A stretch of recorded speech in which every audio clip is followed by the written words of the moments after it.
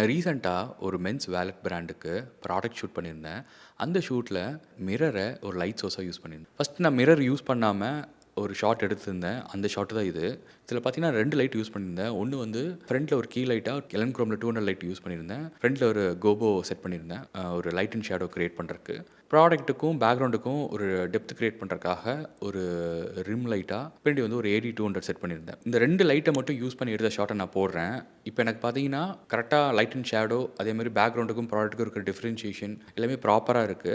But நான் லோகோல ஒரு சின்னதா ஒரு ஸ்பாட் லைட் இருந்தா நல்லாயிருக்கும்னு யோசிச்சேன். அப்போ வந்து நம்ம ஒரு லைட்ட செட் பண்ணி, ஒரு ஸ்னூட் செட் பண்ணி கூட இந்த ஷாட் பண்ணலாம். பட் ரொம்ப சிம்பிளா யோசிச்சோம் அப்டின்னா, மிரர்.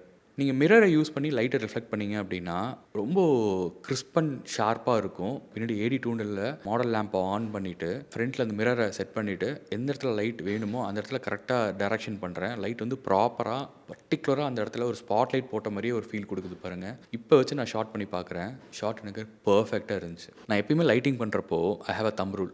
லெஸ் இஸ் ஆல்வேஸ் மோர். ஜென்ரலா வந்து நெறைய லைட்ஸ் யூஸ் பண்ணா தான் ரொம்ப அழகான ஃபோட்டோஸ் எடுக்க முடியும் அப்படின்னு ஒரு மித் இருக்கு. அப்படின்னு இல்லவே இல்ல. நம்மள்ட்ட இருக்கிற லைட்ட ப்ராப்பரா யூஸ் பண்ணாலே ரொம்ப அழகான ஃபோட்டோஸ் எடுக்க முடியும். நீங்களும் ட்ரை பண்ணுங்க.